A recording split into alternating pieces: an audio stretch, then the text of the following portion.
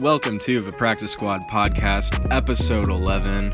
I'm Gabe, I'm here by myself this time, and I'm here to break down the Seattle Seahawks draft overall. I will not be covering undrafted free agents because I have no knowledge of that up to this point when it's being recorded. Should be Sunday when this is up. So I'm going to break this down for each selection into the player background, their pros, their cons, where he fits, and then my ultimate grade for them. Let's ask this question first. What did Seattle really need heading into the draft? And, well, the biggest need was edge rusher because they haven't re-signed Clowney yet. And I don't know if he's going to come back. Seattle would look really lethal if he did. Their only edge help was Benson Mayowa, who they brought back. He had 7 sacks last year. He was pretty productive for the Raiders. And then they brought back Bruce Irvin as well. He's an edge rusher. So they really needed to address that in the draft. They don't have a lot of young edge rushers either. We'll start in the first round, and in the past 10 years, they've had 6 selections, and 4 of those have been traded away. When you look at their past 3 selections, L.J. Collier, who was injured last year, and he didn't really show a lot of promise. Hopefully he gets more time to shine this year. Rashad Penny, who finally showed glimpses of talent, and then got injured, of course. And then we have Jermaine Ifedi. He signed with the Chicago Bears. I mean, say what it is. He was a disaster with the Seahawks. He was undisciplined. He was just a terrible pass protector. Decent run blocker, but man, it's good to see him gone. I bet for Seahawk fans also it's good to see him gone. So with the 27th pick, the Seattle Seahawks, they had some value on the board still, especially at receiver.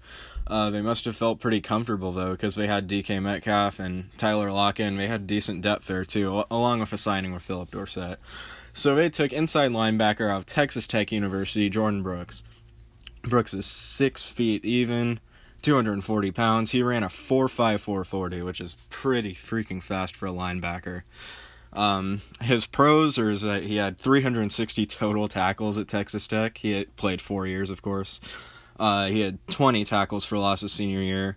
He's good at identifying the run, he's a solid block shedder, and he can anticipate where the runner goes, which are very good traits to have as a linebacker. The cons are, he can't pass cover at all, and that's kind of a big deal, because when you look at the Seattle Seahawks, they usually run a 4-3, and you're looking more at the outside linebacker position, since you have Bobby Wagner at the middle. There was a game against Oklahoma where Texas Tech got smacked by Oklahoma. 16-55. Yes, Texas Tech allowed 55 points. I mean, no Big 12 team has a good defense, really. I mean, they got cooked all day. Jordan Brooks only had 3.5 tackles. So when you look at fit, there are 2 options for what Seattle can do here. You can still have that base defense where you have KJ Wright at the outside, Wagner in the middle, and then Brooks or Bruce Irvin to begin the year at outside. The problem is Wagner's not a very good pass defender, and neither is Jordan Brooks, so you're really only looking at KJ Wright there, and that could really handicap Seattle's defense, even though they got a lot better at the defensive back position. And then you look at the other way, and then it's a 3-4 defense, but that doesn't really fit with a defensive lineman because Jaron Reed is more of a, he's a 4-3 defensive tackle for sure. He's a great pass rusher, but then you have, looking at Collier and Mayowa, more inside, and they're more speed rushers anyways, so they're not really great power rushers. So where they go with that, that's up to them. I would lean towards the base defense still, put Brooks on the outside for now. But then now when you look at it overall, Jordan Brooks is a great run stopper, which is something that Seattle could definitely use still. The only thing is that YGM was still on the board, Yetur Gross-Matos, and also Patrick Queen was still there, and he is way better in pass coverage. He kind of lacks a little bit of that run-stopping ability, though, but I feel like Patrick Queen would have been a better fit for Seattle. The Seahawks are kind of known to go off the board in the first round when they take selections, and, well, as history has shown, at least since maybe Earl Thomas in 2010, Seattle has kind of swung and missed at about every single first-round pick. Jordan Brooks, I think, though, may be an exception. he's a pretty good player overall. And Seattle fans, I know you're looking at this like, oh man, why didn't we go edge? Why didn't we take a receiver that was still on the board? I mean, it's a very deep receiver class. I mean, Seattle just goes off the board, man. I don't know what to tell you. Jordan Brooks is a good prospect, though. Then when we look at your second round selection, round 2, they actually traded up for this pick to pick number 48. They gave up picks 59 and 101, and they ended up selecting Darrell Taylor, edge for Tennessee. He's 6'4", 267 pounds. My God, that is a great frame. That's also one of his pros. Past season, he had 10 tackles for loss, 8.5 sacks. And as we move on to the pros, he's a physical and strong guy. He can maneuver around these amazing SEC tackles. And he looks for strip sacks, which was always a plus. He only had one forced fumble in college, though. And then you look at his cons. He's still a raw player. He's pretty slow off the ball, which is not a great sign. You want your edge rusher to be fast, explosive, good anticipating snaps. He's also bad on secondary blocks, so if you're facing a good tackle in the NFL, because SEC tackles are amazing, but once you make that transition into the NFL, they get a lot tougher, and they're also a lot more experienced. And then take this for a pro Oricon. He reportedly kicked a teammate in a fight during practice in 2017, led to him in the suspension. So it shows that he has that fire, that aggression. But on the con side, I mean, you kicked a teammate. I feel like it's not that big of a deal. Seattle shouldn't worry about his character issues that much. As far as fit goes, he should get reps right away, even though he is pretty raw. Seattle is not looking very deep at edge. A rotation of Benson Mayowa, Darrell Taylor, Bruce Irvin, LJ Collier, and Shaquem Griffin. I mean, it gets younger, and I think there's a lot more potential there now that Taylor's there. Overall, I'll give that pick an A-. I don't know if I gave my pick for Jordan Brooks. That was an A. But A- for Darrell Taylor, raw but gifted player, and they traded up for a huge need. Moving on to the next pick, the Panthers traded up 5 spots, and they gave Seattle picks 69 and 148, and that was a pretty good trade. They got value. Seattle, I think, still took the guy that they wanted, because this guy was supposed to go in the 5th round. LSU guard Damian Lewis. He's 6'2", 327. He's a run blocker who won the national championship, so that's always a plus. For pros, he showed up against good teams. He's a mauler in the run game, strong center of gravity, and he always is finding somebody to block. His cons is that he doesn't have a lot of length. He's 6'2". He's not really an athlete because he's 6'2", 327. He's slow-footed. He has a hard time recognizing blitzes, and he's a subpar pass protector.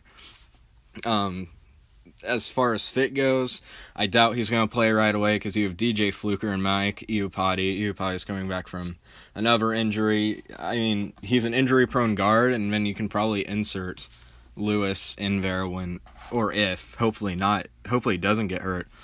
But if Iupati goes down, then Lewis can be there to replace him. He lacks height and length. There's still great effort there. He fits Seattle's scheme very well. Still, I think there are better players on the board. They kind of reached on him. They got value out of trading down, though, so I'll give this pick a C. Moving on to round 4, pick number 27 in this round. Seattle selected a tight end, Colby Parkinson, Stanford. He's 6'7", 252. This past season, he had 48 receptions, 589 yards, 1 touchdown, but the previous season, he had 7 touchdowns. His pros are obviously his height. He runs routes like a receiver, and he can also make tough catches. Not contested catches, though. That's where we go into the cons, where he has a hard time making contested catches.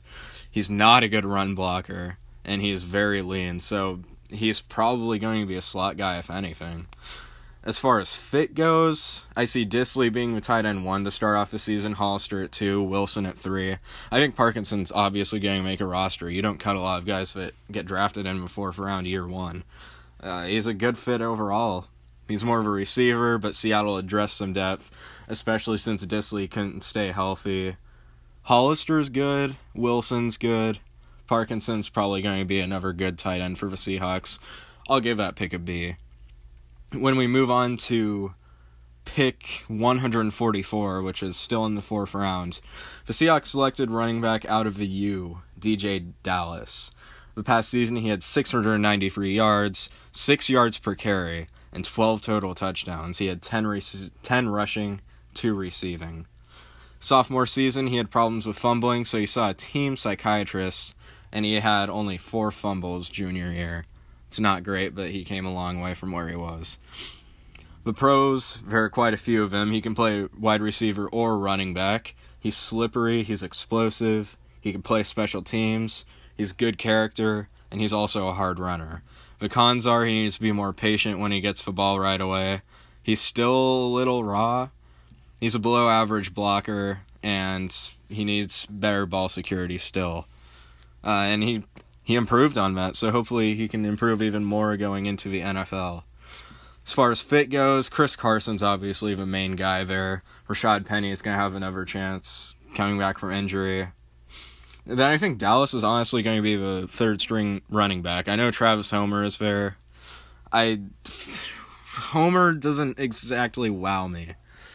He took advantage of being the bell cow when a bunch of guys in front of him got injured. I think DJ Dallas is a more complete running back. Overall, it's a typical Seattle pick. He has high potential. He has a lot of skills already. The thing is, Chris Carson has very questionable ball carrying ability. DJ Dallas is the same way. So do you really want 2 guys who are going to fumble the ball quite a bit? We'll see where they are coming into preseason, see if they fumble a lot. But that could be a huge question mark for Seattle going forward. Because I feel like if Carson has these fumbling issues this year, he honestly might even be out the door. Because Seattle is going to be tired of it. Overall, B+ pick. I love the value there. I think he's a very talented runner. And, good job for Seattle for picking up another depth piece. Going into the 5th round, pick number 148, we got Alton Robinson. He's an edge rusher for Syracuse, 6'3", 264 pounds. He had a robbery charge that cost him a scholarship to Texas A&M and it was dropped afterwards, and that was just... ugh. You hate to see these situations where there's charges against players that aren't actually true and then they get dropped and it just ruins their career. Good news is Alton Robinson was still there and he was able to get into the draft. His pros are that he is very good at anticipating the snap, unlike Taylor. He's a quick guy, he has good instincts. His cons are he can't counter blocks well. That's a tongue twister. He has raw talent, and and honestly, okay, let's get into this. Raw talent isn't necessarily a con, it's just they're a lot further away from being a guy who's NFL ready. Just explaining that. And he doesn't have a lot of length. Fit-wise, he's going to be another depth piece on that edge rotation. And overall, good value pick. He could develop into a starter. I'll give it a B. In the 6th round, pick 214, the Seahawks selected wide receiver out of Florida, Freddie Swain. He's 6 feet, 197 pounds. This past season, he had 38 receptions, 517 yards, and 7 TDs. His pros are that he can catch bad passes, which I don't assume that Wilson's going to throw a lot of those this year. It's still good to have, though. Size and speed is a plus. He's shifty, and he's a possible kick returner, along with DJ Dallas, of course. His cons are that he backs down from physical DBs, which there are a lot more of them in the NFL than in college. He's not a good route runner, and he's a body catcher. Body catchers are killers in the NFL. They tend to drop a lot more passes. You need to catch with your hands to play in the NFL. For rotation for receiver, Lockett's 1, DK's 2, Dorsett and Moore are there. So there's 4 receivers. He's going to compete between John Ursua, Stephon Sullivan, who they drafted and we'll get to in a minute, and Penny Hart. I think he'll make the roster. I don't think he'll have that big of an impact. He's a mad receiver, and I'll give that a C. So moving on to the last selection the Seahawks had, they actually traded back into the draft to get this. They traded a 6th rounder to the Dolphins next year for a very late 7th round pick, 251 overall, Stephon Sullivan. He was a tight end at LSU, but we're going to list him as a receiver. He's 6'5", 240 pounds. He played 3 years at LSU, and I'll give you the entire stat line for his 3 years. 46 receptions, 712 yards, 4 TDs, and he had an underwhelming senior season, which made him fall very far in the draft. For pros, he's a team-first, high-character guy. That's a perfect guy to take in the 7th round. He has good frame, and he's tough. For cons, there's not a lot of tape on him. I mean, man, he only had 46 receptions in 3 years. He's also slow, and he's not a great route runner. Overall, he may be a special teamer. He's tough, hardworking kid. I doubt he makes the roster, though. I'm giving Seattle a D- on this. You give up a 6th next year for a guy you may have been able to sign in free agency. So, overall, the Seattle Seahawks, they had 5 offensive players drafted, 3 defensive players drafted.